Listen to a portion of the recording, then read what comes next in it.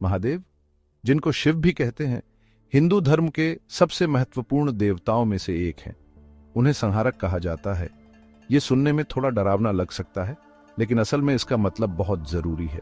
जैसे प्रकृति में निर्माण और विनाश का चक्र होता है, वैसे ही महादेव उस विनाश का प्रतिनिधित्व करते हैं जो नई शुरुआत के लिए रास्ता बनाता है। जैसे जंगल में आग लगती है तो लगता है सब कुछ खत्म हो गया, लेकिन इससे पुरानी चीजें साफ हो जाती हैं और नई जिंदगी को पनपने का मौका मिलता है। यही महादेव का असली मतलब है। महादेव को उनकी खासियतों से आसानी से पहचाना जा सकता है। उनके माथे पर तीसरा नेत्र है, जो सामान्य दृष्टि से परे ज्ञान और अंतर्दृष्टि का प्रतीक है। उनके गले में एक सांप है, जो जीवन और मृत्यु के चक्र का प्रतीक है। उनके हाथ में त्रिशूल है, जो अस्तित्व के तीन मूलभूत पहलुओं का प्रतीक है: सृजन, संरक्षण और विनाश। महादेव को अक्सर ध्यान करते हुए दिखाया जाता है, जो आध्यात्मिकता और आंतरिक शांति से उनके गहरे संबंध को दर्शाता है। वे हिमालय से भी जुड़े हैं, जो शक्ति और स्थायित्व का प्रतीक है। अपनी शक्तिशाली छवि के बावजूद महादेव को एक दयालु और करुणामय भगवान के रूप में भी देखा जाता है, जो हमेशा अपने भक्तों की मदद के लिए तैयार रहते हैं। भारत और दुनिया भर में लाखों लोग उनसे मार्गदर्शन, सुरक्षा और शक्ति के लिए प्रार्थना करते हैं। महादेव की कहानियां जितनी मनोरम हैं, उतनी ही असंख्य भी हैं, जो पीढ़ी दर पीढ़ी महाकाव्यों और लोक कथाओं के रूप में चली आ रही हैं। एक प्रसिद्ध कथा उस समय की है जब समुद्र मंथन से हलाहल विष निकला था, जिससे पूरे ब्रह्मांड को खतरा था। तब महादेव ने आगे बढ़कर उस विष को पी लिया और उसे अपने कंठ में धारण कर लिया, जिससे उनका गला नीला पड़ गया। त्याग के इस कृत्य से उन्हें नीलकंठ नाम मिला, जो सभी प्राणियों के प्रति उनकी करुणा को दर्शाता है। एक और कहानी महादेव की अपार शक्ति के बारे में बताती है, जब उन्होंने त्रिपुरासुर नाम के राक्षस से युद्ध किया था, जिसने तीनों लोकों पर विजय प्राप्त कर ली थी। अपने धनुष और बाण से लैस महादेव ने अकेले ही त्रिपुरासुर के 3 उड़ने वाले शहरों को नष्ट कर दिया और ब्रह्मांड में संतुलन बहाल किया। गंगा के स्वर्ग से पृथ्वी पर अवतरण की कथा भी महादेव के साथ गहरे रूप से जुड़ी हुई है। गंगा के प्रचंड प्रवाह से पृथ्वी के नष्ट होने के डर से देवताओं ने महादेव से मदद की गुहार लगाई। वे गंगा के वेग को कम करने के लिए उसे अपनी जटाओं में बहने देने के लिए तैयार हो गए, जिससे उसका बल कम हो गया और वह पृथ्वी को सींच सकी। यह कहानी रक्षक के रूप में महादेव की भूमिका और प्रकृति के साथ उनके गहरे संबंध को दर्शाती है। हिंदू धर्म में महादेव का सर्वोपरि स्थान है। वे 3 प्रमुख देवताओं में से एक हैं, जो सृष्टिकर्ता ब्रह्मा और पालनहार विष्णु के साथ मिलकर त्रिदेव बनाते हैं।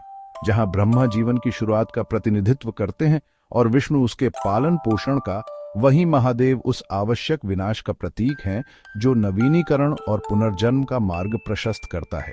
वे परम तपस्वी, योग और ध्यान के स्वामी के रूप में पूजनीय हैं, जो आध्यात्मिक ज्ञान की खोज का प्रतिनिधित्व करते हैं। एकांत और प्राकृतिक भव्यता के स्थान, हिमालय के साथ उनका जुड़ाव, सांसारिक इच्छाओं से उनकी विरक्ति और परमात्मा से उनके संबंध पर जोर देता है। महादेव की भूमिका केवल विनाश और वैराग्य तक ही सीमित नहीं है। वे नटराज, नृत्य के देवता के रूप में भी पूजे जाते हैं। उनका ब्रह्मांडीय नृत्य सृजन और विनाश के चक्र का प्रतीक है, जो ब्रह्मांड को नियंत्रित करता है। यह नृत्य निरंतर परिवर्तन का एक शक्तिशाली रूपक है, जो जीवन का एक मूलभूत पहलू है। महादेव की पूजा व्यापक रूप से की जाती है। भक्त विभिन्न अनुष्ठानों और प्रथाओं के माध्यम से अपनी श्रद्धा व्यक्त करते हैं। सबसे आम प्रसाद में से एक बिल्वपत्र है, जिसे शिव को प्रिय माना जाता है। शिवलिंग पर जल, दूध और शहद चढ़ाया जाता है, जो आत्मा की शुद्धि का प्रतीक है। एयूएम नमः शिवाय का जाप, जो शिव के नाम का एक शक्तिशाली मंत्र है, माना जाता है कि इससे शांति और आध्यात्मिक उत्थान होता है। दुनिया भर के हिंदुओं द्वारा बड़े उत्साह के साथ मनाया जाने वाला महाशिवरात्रि का त्योहार महादेव को समर्पित है, जिसमें भक्त रात भर उपवास रखते हैं और प्रार्थना करते हैं।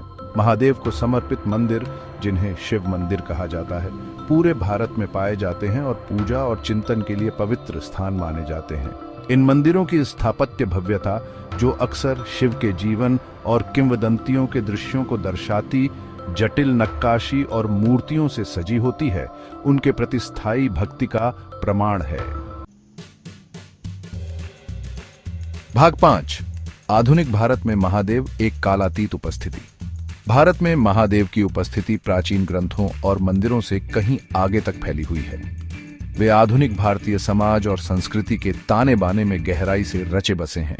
उनकी छवि हर जगह देखी जा सकती है, छोटे छोटे सड़क किनारे के मंदिरों से लेकर भव्य मूर्तियों तक जो स्थापत्य चमत्कार के रूप में खड़ी हैं। महादेव की कहानियां पीढ़ी दर पीढ़ी आगे बढ़ती रहती हैं, घरों में सुनाई जाती हैं, स्कूलों में पढ़ाई जाती हैं और कला, संगीत और नृत्य के रूप में चित्रित की जाती है। वैराग्य, आत्म साक्षात्कार और जीवन के चक्रीय स्वरूप पर उनकी शिक्षाएं जीवन के सभी क्षेत्रों के लोगों को प्रेरित करती हैं, उन्हें सांत्वना, मार्गदर्शन और उद्देश्य की भावना प्रदान करती है। योग और ध्यान की लोकप्रियता, जो महादेव से गहराई से जुड़े हुए अभ्यास हैं, ने भौगोलिक सीमाओं को पार कर लिया है और दुनिया भर में अनुयायी पाए हैं। प्राचीन भारतीय परंपराओं में निहित प्रथाओं को अपनाने से महादेव की शिक्षाओं की कालातीत प्रासंगिकता के बारे में पता चलता है। भाग 6, शिव के अनेक रूप, संहारक से परे। जबकि महादेव को अक्सर उग्र संहारक के रूप में दर्शाया जाता है, यह याद रखना महत्वपूर्ण है कि यह उनके बहुआयामी व्यक्तित्व का सिर्फ एक पहलू है। उन्हें आदि योगी, पहले योगी के रूप में भी जाना जाता है, जो ध्यान और आध्यात्मिक ज्ञान की अंतिम अवस्था का प्रतिनिधित्व करते हैं। वे भोलेनाथ हैं, जो अपने भक्तों की सच्ची भक्ति से आसानी से प्रसन्न हो जाते हैं। पशुपति के रूप में वे सभी जीवित प्राणियों के प्रति करुणा का प्रतीक हैं। ये विपरीत पहलू शिव के सर्वव्यापी स्वरूप को उजागर करते हैं, हमें याद दिलाते हैं कि सृजन और विनाश के चक्र में करुणा, प्रेम और आध्यात्मिक विकास की क्षमता निहित है। इन विभिन्न पहलुओं को समझने से इस पूजनीय देवता की जटिलता और समृद्धि की गहरी प्रशंसा होती है। भाग 7, शिव का दर्शन, द्वैत को समझना। महादेव का दर्शन द्वैत की अवधारणा के साथ गहराई से जुड़ा हुआ है। वे सृजन और विनाश, सुख और दुख, प्रकाश और अंधकार दोनों का प्रतिनिधित्व करते हैं। इस द्वैत को संघर्ष के रूप में नहीं, बल्कि एक सामंजस्यपूर्ण संतुलन के रूप में देखा जाना चाहिए। एक अनुस्मारक कि जीवन विपरीत धागों से बुना हुआ एक ताना बाना है। उनकी शिक्षाएं हमें अच्छे और बुरे दोनों को अपनाने, अराजकता के भीतर शांति पाने और ये समझने के लिए प्रोत्साहित करती हैं कि जीवन में सब कुछ निरंतर परिवर्तन की स्थिति में है। जीवन के द्वैत को स्वीकार करना सच्ची आंतरिक शांति और आध्यात्मिक ज्ञान प्राप्त करने के लिए आवश्यक है। जीवन के चक्रीय स्वरूप को समझकर और स्वीकार करके, जैसा कि महादेव ने दर्शाया है, हम मोह को छोड़ना, परिवर्तन को अपनाना और अधिक समझ और आत्म साक्षात्कार की स्थिति की ओर बढ़ना शुरू कर सकते हैं। भाग 8, महादेव और शक्ति, दिव्य मिलन। महादेव के बारे में कोई भी चर्चा शक्ति, दिव्य स्त्री ऊर्जा का उल्लेख किए बिना पूरी नहीं होती। शक्ति, जिसे अक्सर पार्वती के रूप में व्यक्त किया जाता है, को शिव का दूसरा अर्धांग माना जाता है, जो ब्रह्मांड के रचनात्मक और पोषण करने वाले पहलुओं का प्रतिनिधित्व करती है। उनका मिलन केवल एक प्रेमपूर्ण मिलन नहीं है, बल्कि एक ब्रह्मांडीय नृत्य है। जीवन के निर्वाह के लिए आवश्यक पुरुष और स्त्री ऊर्जाओं का एक आदर्श संतुलन है। यह अवधारणा अपने भीतर और अपने आसपास की दुनिया में मर्दाना और स्त्री सिद्धांतों को पहचानने और सम्मानित करने के महत्व पर प्रकाश डालती है। शिव और शक्ति की कहानियां सभी चीजों की परस्पर संबद्धता पर जोर देती हैं, हमें याद दिलाती हैं कि असली ताकत संतुलन और सद्भाव में निहित है। ये दिव्य मिलन सभी चीजों की परस्पर संबद्धता के लिए एक शक्तिशाली रूपक के रूप में कार्य करता है। भाग 9, निष्कर्ष, महादेव की स्थायी विरासत। महादेव की विरासत वह है जो समय की कसौटी पर खरी उतरी है और आज भी लाखों लोगों को प्रेरित और मार्गदर्शन कर रही है। उनकी कहानियां, प्रतीक और शिक्षाएं जीवन, मृत्यु और आध्यात्मिक ज्ञान की खोज की प्रकृति में गहरी अंतर्दृष्टि प्रदान करती है।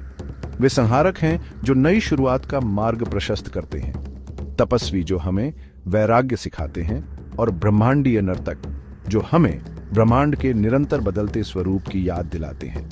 भारतीय संस्कृति में उनकी उपस्थिति व्यापक है, जो कला, संगीत, नृत्य और दैनिक जीवन को प्रभावित करती है। चाहे भगवान के रूप में पूजे जाएं, गुरु के रूप में सम्मानित किए जाएं, या केवल उनके प्रतीकवाद के लिए उनकी सराहना की जाए, महादेव एक स्थायी व्यक्ति बने हुए हैं। उनकी विरासत विश्वास, आध्यात्मिकता और लगातार बदलती दुनिया में अर्थ की खोज की स्थायी शक्ति का प्रमाण है।